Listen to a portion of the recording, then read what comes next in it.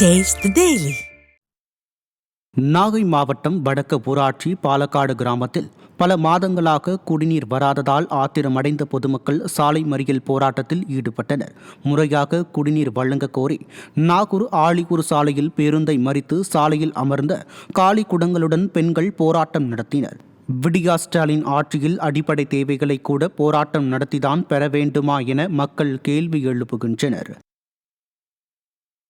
மதுரை மாவட்டம் உசிலம்பட்டி அருகே ஆசிரியை தாக்கியதால் பள்ளி செல்ல மறுத்து மாணவர்கள் போராட்டத்தில் ஈடுபட்டனர். பேருந்து வசதி தடைப்பட்டதால் பாப்பாப்பட்டியில் உள்ள அரசு தொடக்க பள்ளிக்கு மின்னாம்பட்டி கிராம மாணவர்கள் தாமதமாக வந்துள்ளனர். இதையடுத்து அவர்களை தற்காலிக ஆசிரியை நிறைமதி தாக்கியதாக கூறப்படுகிறது. எனவே மாணவர்கள் பள்ளி செல்ல மறுத்து பெற்றோருடன் சேர்ந்த போராட்டத்தில் ஈடுபட்டனர். மாணவர்களை தாக்கிய ஆசிரியர் மீது நடவடிக்கை எடுக்க வேண்டும் என்று பெற்றோர்கள் வலியுறுத்தியுள்ளனர். ராணிப்பேட்டை மாவட்டம் அரக்கோணம் நகராட்சியில் தெருநாய்களை கட்டுப்படுத்த நடவடிக்கை எடுக்காமல் நாய்களுக்கு தடுப்பூசி போடுவதாக பொதுமக்கள் குற்றம் சாட்டினர். தெருக்களில் பள்ளி மாணவ மாணவிகள் முதல் பொதுமக்கள் வரை அச்சுறுத்தும் வகையில் சுற்றித் திரியும் நாய்களை கட்டுப்படுத்தாமல் தடுப்பூசி போடுவதால் தங்களுக்கு என்ன பயன் என பொதுமக்கள் கேள்வி எழுப்பினர். எதிர்க்கட்சித் தலைவர் எடப்பாடி கே பழனிசாமி கூறுவது போல் இந்த அரசு பொம்மை அரசுதான் என்றும் சாடியுள்ளனர்.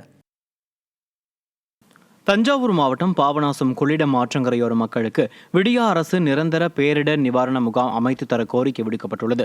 மேட்டூர் அணை திறக்கும் நேரத்தில் பாபநாசம், பட்டுக்குடி உள்ளிட்ட கொள்ளிடத்தின் தென்கரையோரம் உள்ள குடியிருப்புகளில் தண்ணீர் நுழைந்து விடுகிறது. இதனால் பொதுமக்கள் மற்றும் கால்நடைகள் பாதிக்கப்படும் நிலையில் பாதுகாப்பு கருதி கொள்ளிடம் ஆற்றங்கரையோர மக்களுக்கு நிரந்தர பேரிடர் நிவாரண முகாம் அமைத்து தர வேண்டுமென செயலற்ற திமுக அரசுக்கு மக்கள் கோரிக்கை விடுத்துள்ளனர். தாம்பரம் மேம்பாலம் மீது போதையில் படுத்திருந்தவர் மீது கார் ஏறிய வீடியோ காட்சிகள் வெளியாகி பரபரப்பை ஏற்படுத்தியுள்ளது. வியாசர்பாடியைச் சேர்ந்த 63 வயதான ரமணா என்பவர் தலைக்கேறிய போதையில் மேம்பாலம் மீது படுத்து உறங்கியுள்ளார். அப்போது அங்கு நின்ற ஒருவர் வீடியோ எடுக்க தனது காரை தான் யாரோ வீடியோ எடுக்கிறார்கள் என நினைத்த காரின் உரிமையாளர் படுத்திருந்த ரமணாவை கவனிக்காமல் காரை இயக்கியுள்ளார். அப்போது எதிர்பாராத விதமாக ரமணா மீது கார் ஏறி இறங்கியதில் அவர் காயமடைந்தார்.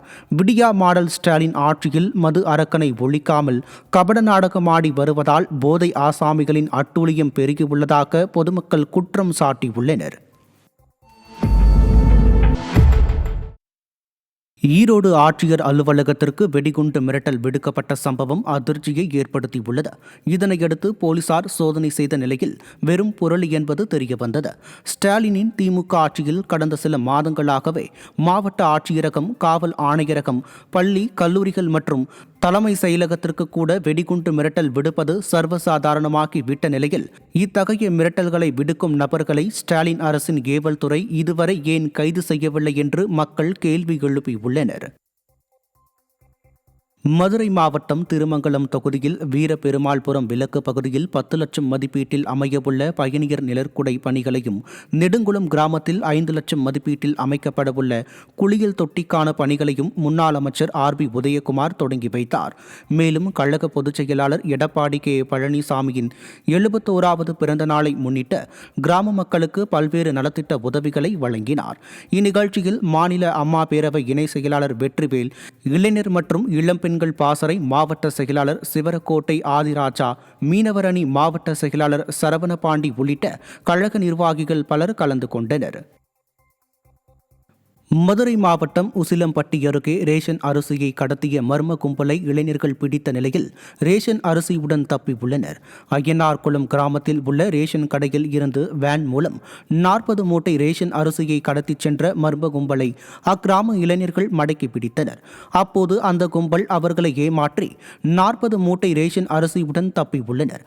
விடியா ஸ்டாலின் அரசின் காவல்துறையின் அலட்சியத்தால் ரேஷன் அரிசி கடத்தல் நாளுக்கு நாள் அதிகரித்து வருவதாக பொதுமக்கள் குற்றம் சாட்டினர்.